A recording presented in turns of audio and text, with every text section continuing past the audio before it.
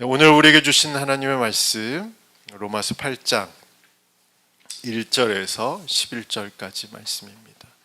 한 몇 주 정도는 로마서 8장 가지고 말씀을 전하는데 성령을 주제로 해서 우리 8장 말씀을 함께 살펴보고자 합니다. 우리 로마서 8장 1절에서 11절까지의 말씀입니다. 우리 한번 같이 읽겠습니다. 그러므로 이제 그리스도 예수 안에 있는 자에게는 결코 정죄함이 없나니 이는 그리스도 예수 안에 있는 생명의 성령의 법이 죄와 사망의 법에서 너를 해방하였음이라. 율법이 육신으로 말미암아 연약하여 할 수 없는 그것을 하나님은 하시나니 곧 죄로 말미암아 자기 아들을 죄 있는 육신의 모양으로 보내어 육신의 죄를 정하사 육신을 따르지 않고 그 영을 따라 행하는 우리에게 율법의 요구가 이루어지게 하려 하심이니라. 육신을 따르는 자는 육신의 일을, 영을 따르는 자는 영의 일을 생각하나니 육신의 생각은 사망이요 영의 생각은 생명과 평안이니라. 육신의 생각은 하나님과 원수가 되나니 이는 하나님의 법에 굴복하지 아니할 뿐 아니라 할 수도 없음이라. 육신에 있는 자들은 하나님을 기쁘시게 할 수 없느니라.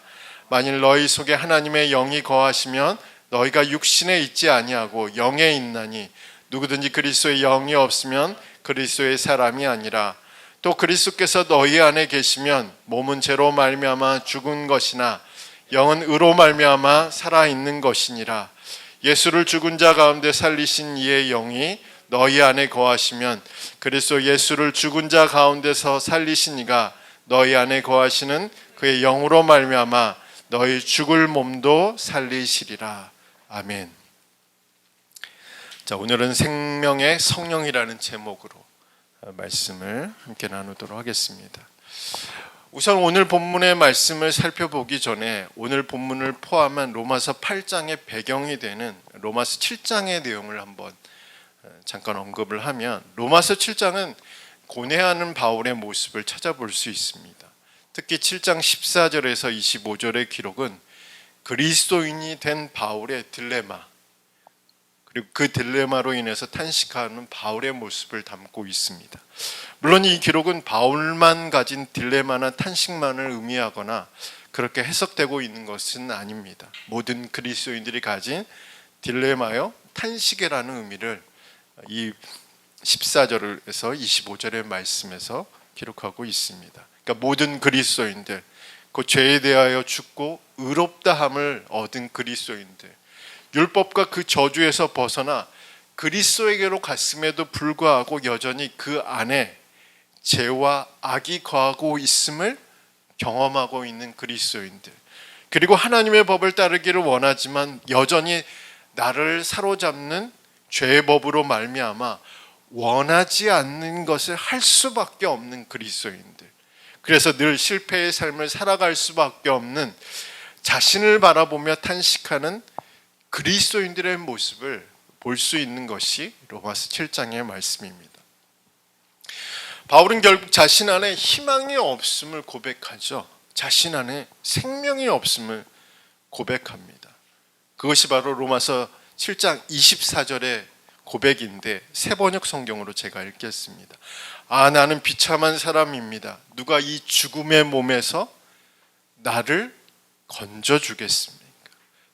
자신의 한계와 무능력을 선언한 바울의 외침 속에서 오늘 우리의 삶의 단면을 엿볼 수 있습니다. 오늘 저와 여러분의 삶은 어떤 모습입니까? 그리스도인으로서 하나님의 말씀을 즐거워하고 그 말씀대로 살기를 원하지만 매번 실패하는 자신의 모습 때문에 탄식하고 괴로워하고 있다면, 여전히 죄와 싸우고 있고 유혹에 넘어가지 않으려고 하지만 결국은 죄의 문제로, 유혹의 문제로 넘어지는 자신의 연약함 때문에 탄식하고 괴로워하고 있는, 또한 반복되는 실패와 넘어짐으로 인해서 무엇을 어떻게 해야 신앙이 회복될 수 있는지 알지 못한 채 실패한 그 자리에서, 넘어진 그 자리에서 주저앉아 있는 모습은 아닌지 한번 우리의 삶의 모습들을 살펴볼 필요가 있죠. 바울은 이런 우리에게, 그리고 바울 자신에게 여전히 남아있는 소망에 대해서 7장 25절에 기록하고 있습니다. 새번역 성경으로 읽어드리겠습니다. 우리 주 예수 그리스도를 통하여 나를 건져주신 하나님께 감사드립니다. 그러니 나 자신은 마음으로는 하나님의 법을 섬기고 육신으로는 죄의 법을 섬기고 있습니다. 자, 7장 25절의 말씀의 의미는 무엇일까? 그러니까 7장 25절의 말씀은 비록 지금 우리는 마음으로 하나님의 법을 섬기고 육신으로, 몸으로는 죄의 법을 따르고 있지만 그럼에도 불구하고 하나님은 예수 그리스도를 통해서 우리를 구원하신다는 의미입니다. 더 나아가 8장 1절에는 이렇게 기록하고 있습니다. 우리 8장 1절의 말씀을 한번 같이 읽어보도록 하겠습니다. 같이 읽겠습니다. 그러므로 이제 그리스도 예수 안에 있는 자에게는 결코 정죄함이 없나니. 예수님 안에 있는 사람들은 죄가 있다고 판결받지 않는다는 것입니다. 로마서 8장 후반부에 보면 우리의 죄에 대해서 고발할 자도 없고 우리의 죄 때문에 하나님의 사랑에서 우리가 끊어지지도 않는다라고 기록하고 있습니다. 왜 그럴까요? 이미 우리는 의롭다고 판정을 받았기 때문입니다. 여전히 우리는 갈등하고 있죠. 고민하고 있죠. 탄식하고 있죠.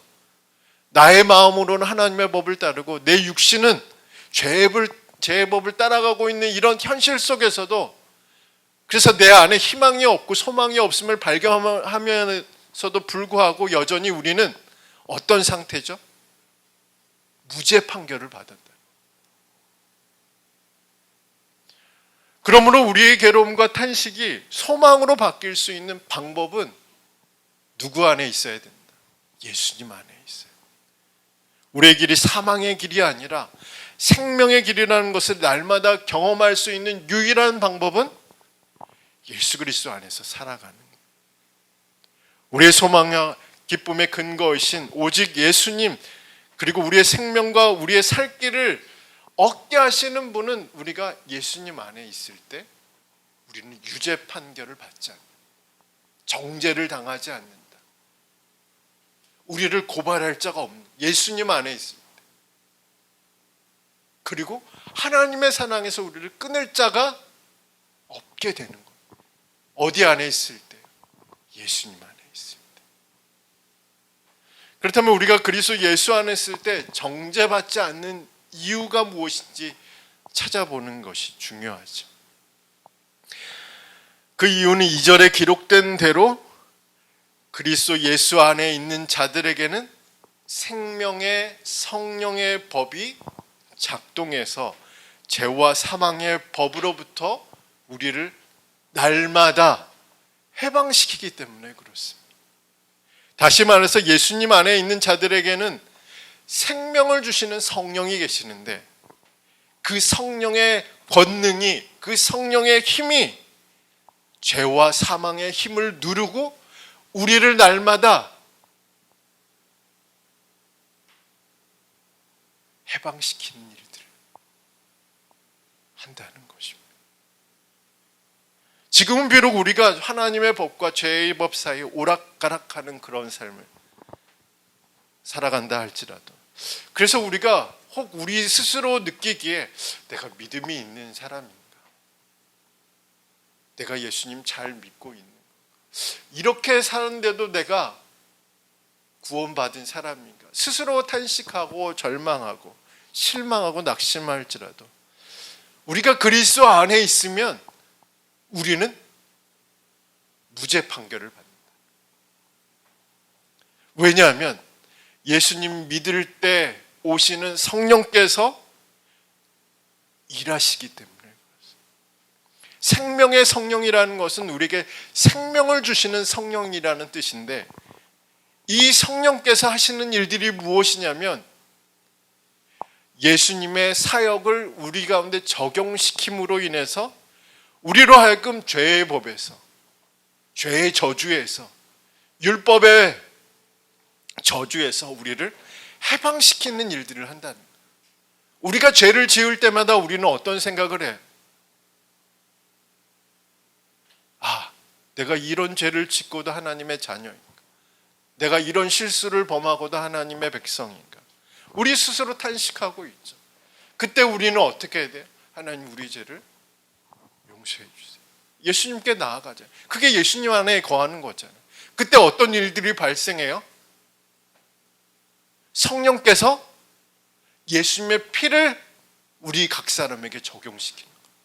그래서 더 이상 죄와 사망의 법이 우리를 주장하지 못하도록, 죄의 저주와 율법의 저주가 우리를 주장하지 못하도록 성령께서 우리 가운데 예수님의 사역을 적용시켜서 더 이상 우리가 유죄 판결을 받지 않도록 그 일을 하시는 것이 바로 성령이라는 사실입니다.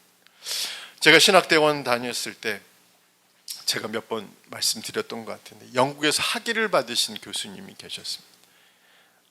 그분이 이제 성령론에 대해 수업을 진행하는 중에 청교도 신학자들을 소개하는 내용이 있었습니다.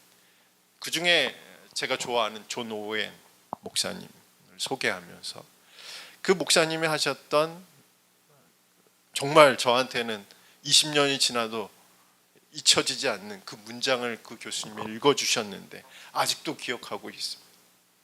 한번 제가 지난번에 말씀드렸던 적이 있었던 것 같은데, 2000년이 지난 지금도 예수님의 피가 굳어 있지 않고 우리 가운데 지금도 흐르고 있는 이유는 성령께서 그 피를 우리 가운데 적용시키시기 때문에, 성령께서 그 피를 통해서 우리 가운데 역사하시기 때문에 여전히 그 십자가의 피는 굳어 있지 않는다. 생명의 성령이 하시는 일이 바로 그런 일들입니다. 우리가 육신으로는 죄의 법을 따라가잖아요. 죄에 넘어지고 유혹에 넘어지고 세상의 가치관과 기준에 따라 살아가는 삶에 휩쓸려 가다가 때로는 하나님도 잊은 채, 하나님의 말씀도 잊어버린 채 그렇게 살아가잖아요. 그러다 문득 깨닫게 돼요. 내가 내 안에 소망이 없는 것, 내 안에 희망이 없는 것을 발견. 그리고 어떤 생각이 들어요? 내가 정말 구원받은 하나님의 백성인가? 하나님의 자녀인가? 이런 모습에 대해서 탄식하고 있죠. 그럼에도 우리는 어떤 마음을 가지고 나요? 하나님, 저를 불쌍히 여겨주세요. 저희 죄를 회개합니다. 그때 성령께서 어떤 일들을 하신다고요? 예수님의 사역을 우리 가운데 적용시켜 주셔서 땅땅땅 선언하시는 겁니다. 예수님 때문에 너는 무죄가 됐어. 예수님 때문에 죄의 저주는, 율법의 저주에서 너는 벗어난 거예요. 선언을 하시는 거예요. 그것이 바로 성령이 하시는 일들. 생명의 성령의 법이 죄와 사망의 법을 이기시고 우리를 해방시키시. 이것이 바로 성령이 하는 일들이라. 그런데 간혹 우리 마음에 사탄이 주는 마음들이 있어. 자꾸 우리 죄를 고발하는 거예요. 네가 그러고도 하나님의 자녀, 네가 그러고도 하나님의 백성이냐, 네가 그러고도 하나님 앞에 나와 기도할 수 있느냐, 네가 그러고도 하나님 앞에 예배하며 교회에 갈 수 있느냐. 자꾸 우리를 고발해요. 사탄은 성경에 보면 뭐라고 돼 있냐면 참소하는 자라고 돼 있어요. 고발하는 자라고 돼 있어요. 욥기에 보면, 욥기 1장 2장의 말씀을 보면 사탄이 두루다니면서 하나님 앞에 서 있는 장면들이 묘사되고 있는. 그때 사탄이 어떤 이야기를 하죠? 욥을 고발해. 욥을 참소하는 겁니다. 하나님과 욥 사이를 갈라놓기 위해서 모든 방법을 동원하는 게 누구의 역할이죠? 사탄의 역할이죠. 그 사탄의 유혹에 넘어가서는 안 된다는 거죠. 한 번은 마틴 루터가 중병에 걸렸을 때, 이 개인적인 체험이기 때문에 말씀드린 개인적인 체험입니다. 성경에 기록된 건 아니고, 중병에 걸렸을 때 악한 영이 이제 그의 침실로 들어오는 것을 봤어요. 이 악한 영이 이제 승리의 미소를 띄우면서 그를 내려다보면서 커다란 두루마리를 펼쳐 보였습니다. 거기에는 뭐가 기록되어 있었냐면 루터의 죄가 낱낱이 적혀 있어요. 루터는 길고 무시무시한 죄의 목록을 읽어가다가 자신이 지은 죄로 인해서 잔뜩 움츠러들었다고 했습니다. 그때 루터의 마음에 한 가지 사실이 떠올랐어요. 그리고 그 병상에서 큰 소리로 외쳤다고 합니다. 네가 빠뜨린 거 한 가지가 있어. 이 죄는 나의 죄가 맞아. 근데 한 가지를 빠뜨렸어. 가장 중요한 것을 네가 잊어버렸어. 예수 그리스도의 피가 나의 모든 죄를 씻어 주셨다는 것을 빠뜨렸다. 이렇게 외치자 그 악한 영이 두루마리와 함께 사라졌다는 그런 개인적인 체험이 지금까지 전해지고 있는데, 예수 그리스도의 피가 우리를 정죄당하지 않게 하는데, 우리를 유죄 판결받지 않도록 하는데, 그 피를 우리 각 사람에게 적용시켜 주시는 분이 성령이 하십니다. 우리는 날마다 성령께서 그 일들을 우리 가운데 행하심으로 인해서 무죄 판결을 받고 하나님 앞에 나가는,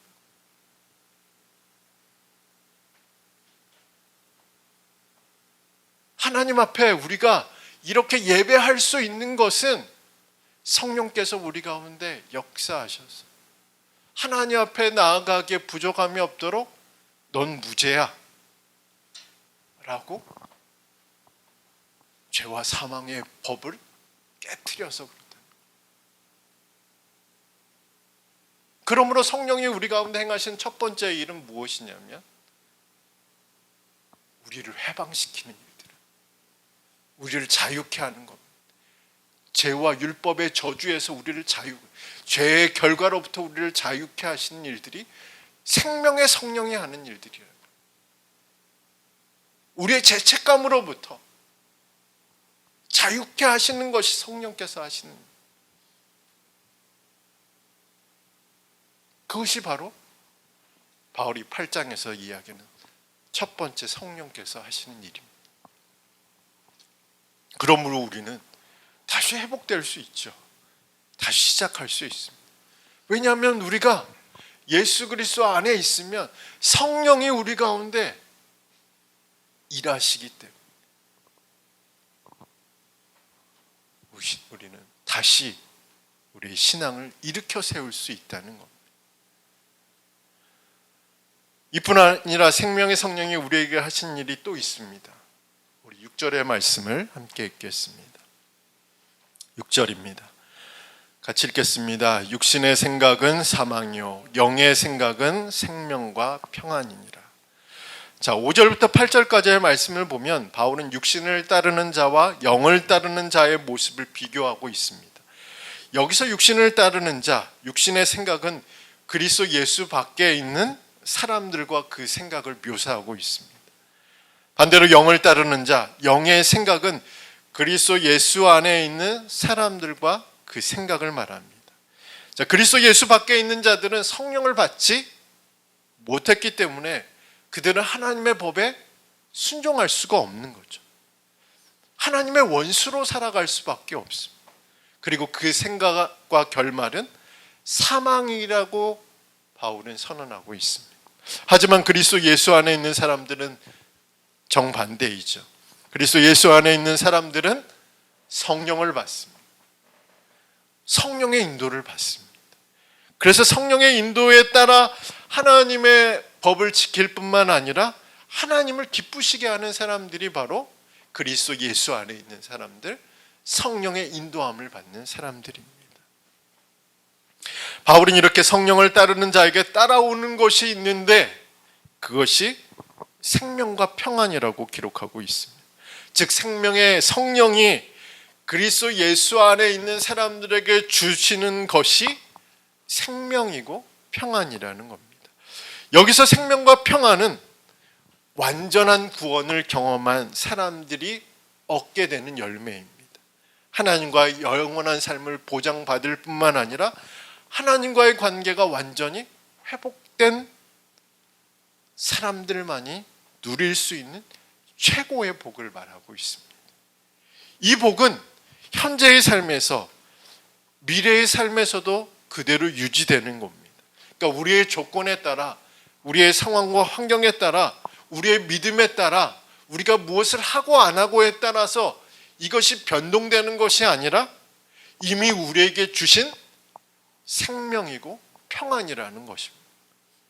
바로 이 생명과 평안을 주시는 분이 누구시라고? 성령이십니다. 제가 이전에 교회에서 사역했을 때 연세 드신 분들이 고민들이 많으시겠지만 이런 고민들을 하시는 분들이 계셨습니다. 그러니까 자신의 정신이 온전하지 못하거나 육체가 온전하지 못해서 교회를 못 가거나 혹 예수님을 잊어버리게 될 경우 자신은 어떻게 되느냐 물어보시는 거예요. 그래도 구원받을 수 있느냐. 그런 고민. 되게 현실적이면서도 되게 무거운 고민인 거죠, 사실은. 연세가 드시면 드실수록 육체는 약해지고 정신도 희미해지고 또 여러 가지 교회를 못 나가기도 하고 예배 드리는 것도 힘들고 그런 일들이 너무 빈번하게 일어나니까 아마 그분들에게는 심각한 고민이신 거죠, 사실은. 특히 오랫동안 신앙생활 하신 분들에게서는 더더욱 그렇습니다. 그때 저는 요한복음 5장 24절의 말씀을 그분들에게 읽어드리고 그 말씀을 이야기해 드렸습니다. 24절은 이렇게 기록되어 있는데 내가 진실로 진실로 너에게 이르노니 내 말을 듣고 또 나 보내신 이를 믿는 자는 영생을 얻었고 심판에 이르지 아니하나니 사망에서 생명으로 옮겨졌느니라 라는 이 말씀인데 이 말씀은 예수님이 하신 말씀이잖아요. 예수님은 예수님을 믿는 순간 이미 영생을 얻은 상태가 되었다. 사망에서 생명으로 옮겨진 상태가 되었음을 말씀한 거예요. 그러니까 완료형이라는 거죠. 이게 진행형이 아닌 거죠. 우리가 예수님을 믿는 순간 우리는 영생을 얻은 거예요. 사망에서 생명으로 이렇게 완전히 옮겨진 것이. 이 일은 변복되지 않는 거예요. 혹 우리의 정신이나 우리의 육체의 약함으로 인해서 교회를 나가지 못하더라도 예수님을 잊어버린다고 하더라도 설령 우리의 정신이 온전하지 않아서 예수님을 부인한다 하더라도 생명과 평안은 잃어버리지 않는다는 거예요. 누가 역사하시기 때문에 우리 안에 누가 계시기 때문에 성령이 계시기 때문에 성령은 우리에게 생명을 주시는 분이죠. 성령은 우리에게 평안을 주시는 분이죠. 이 생명과 평안은 우리의 노력이나 자격으로 얻어진 것이 아닙니다. 하나님의 은혜로 그리고 하나님의 사랑으로 값없이 주어진 것입니다.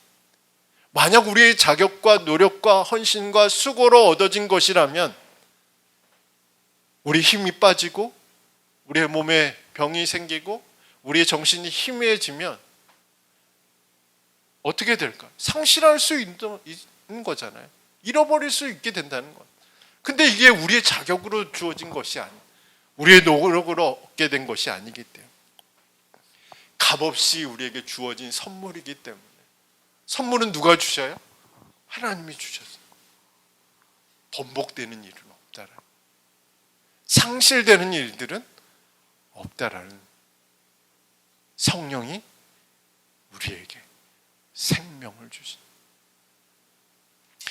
창세기에 보면 하나님이 흐르고 사람을 지으시고 그 코에 생기를 불어 하나님의 호흡을 불어넣으셨어요. 그 하나님의 호흡이 바로 루하흐, 성령인데,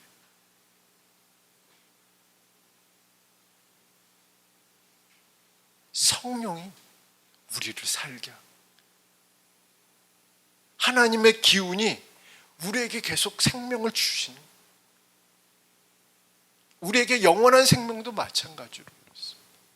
우리에게 평안을 주시는 분은 누구시냐? 하나님과의 관계가 날마다 회복되도록 역사하시는 분은 누구시냐는 거예요. 성령이 하시는 일들입니다. 그러므로 우리가 구해야 하는 것은 무엇입니까? 우리의 건강을 위해서도 기도해야겠죠. 우리의 평안한 삶을 위해서도 기도해야 됩니다. 근데 더 중요한 것은 무엇이냐면 우리의 생명을 주시는 분이 누구시죠? 우리로 하여금 잘 살고 있다라고 경험하게 하시고 우리로 하여금 평안하고 화목하고 화평한 삶을 살고 있다라고 느끼게 하는 성령이십니다. 그러니까 생명을 구하고 건강을 구하고 평안한 삶을 구하고 안정된 삶을 구하고 하나님과의 관계가 온전히 회복되는 삶을 구하는 것 필요하죠. 우리가 구해야 되는 것. 근데 더 구해야 되는 것은 무엇이죠? 그것을 누가 주시냐는 것이죠. 누가 주신다고? 성령이 주신다.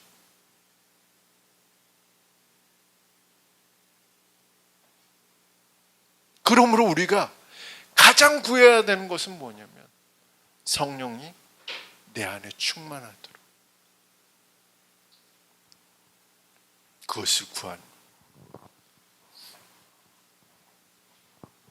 자, 마지막으로 생명의 성령이 우리에게 주시는 것은 무엇일까요? 11절의 말씀을 함께 읽겠습니다.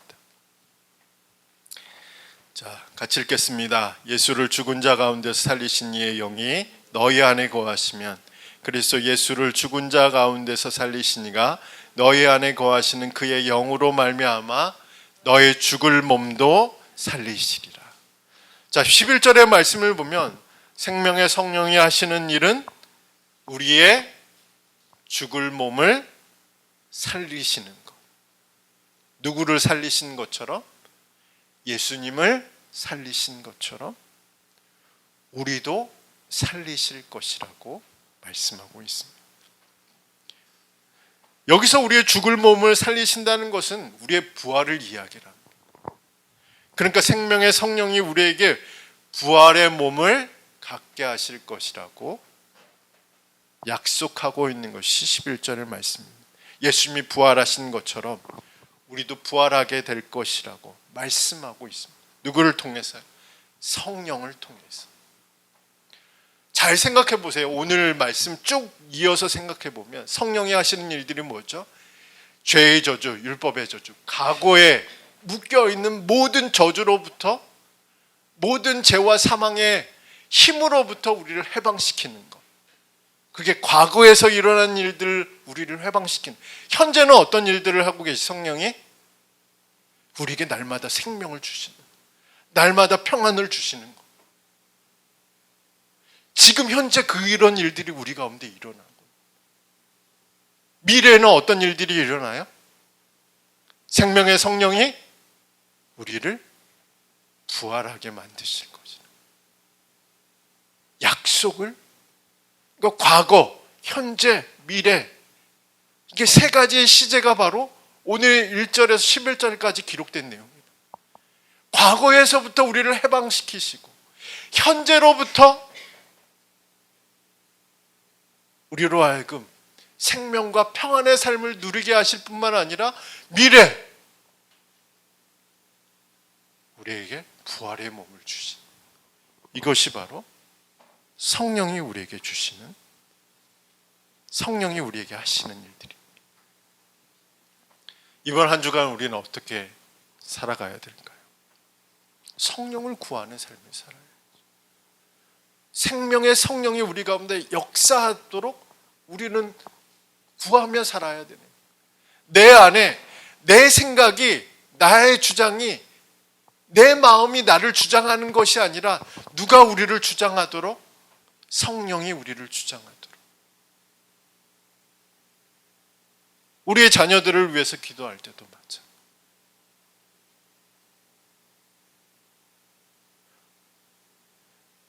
성경 전체를 보면 성령은 어떤 일들을 하죠? 거듭나지 않는 영혼들을 거듭나게 하심으로부터 시작해서 우리로 하여금 부활의 몸을 갖게 하시는, 그러니까 성도의 모든 삶의 전 과정을 통틀어서 성령이 역사하시는 거죠. 그러니까 예수 믿지 않는 사람들을 예수 믿도록 만드는 그 일들부터 시작해서 부활의 몸을 입고 영원한 나라에 가기까지 성도의 전 과정을 역사하시는 분이 바로 성령이시라. 그러므로 우리가 이번 한 주간 다른 어떤 것들을 위해서도 기도하는 것 필요하죠. 해야 되는 일들이죠. 근데 가장 먼저 구해야 되는 성령이 내 마음 가운데, 내 삶 가운데 역사하시도록, 성령이 우리 가정 가운데 역사하시도록, 운행하시도록, 성령이 우리의 모든 삶의 전 과정에서 역사하시도록 구하고 기도해야 될 줄 믿습니다. 이번 한 주간도 성령의 인도하심을 따라 성령께서 역사하시는 그 은혜를 경험하는 그런 한 주간이 되시기를 주님의 이름으로 축복합니다.